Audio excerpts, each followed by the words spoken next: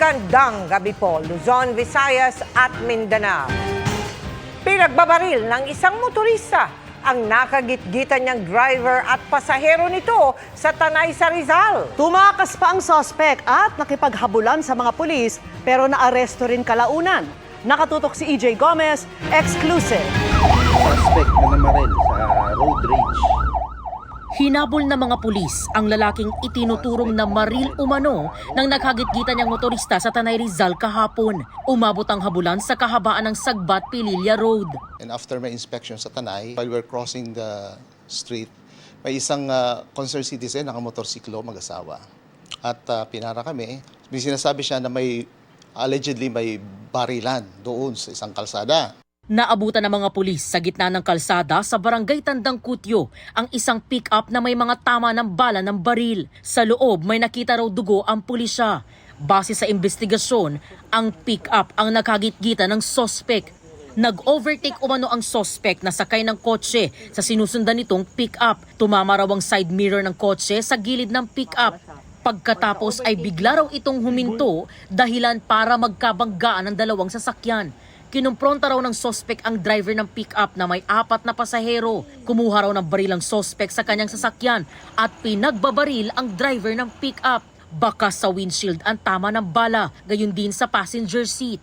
Yung driver ang nasa critical condition at pinagbabaril niya, multiple shots, and then umikot siya sa kabilang side at binaril din yung kasama sa drivers sa kabilang upuan.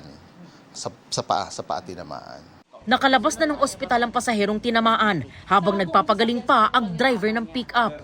Ayon sa pulisya, tumagal ng 15 minuto ang paghabol sa sospek hanggang sa maharang siya ng mga militar sa isang checkpoint sa Morong.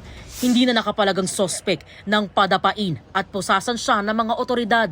Nang inspeksyon ng minamaneho niyang kotse, tumambad ang .40 caliber na baril, mga bala nito at 2 patalim.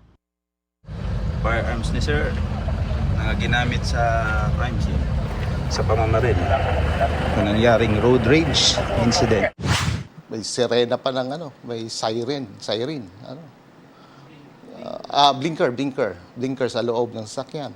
Para bang talagang ginagamit niya na sa kanyang pagtakas, for example, para mabilis siyang makaalis. Tumangging humarap sa media ang sospek na nakapiit sa Tanay Municipal Police Station. Hindi. Okay, sige po. Narinig mo, hindi. Tapos. Aminado siya. Umamin siya na siya yung bumaril dahil sa sobrang galit.